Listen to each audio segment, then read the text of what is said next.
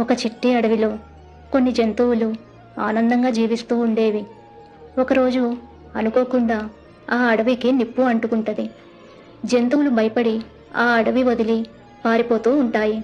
కానీ ఒక పిట్ట పారిపోకుండా తన చిట్టి ముక్కుతో పక్కనే ఉన్న చెరువులో నుంచి నీటిని తీసుకొచ్చి మంటల మీద పోయసాగింది.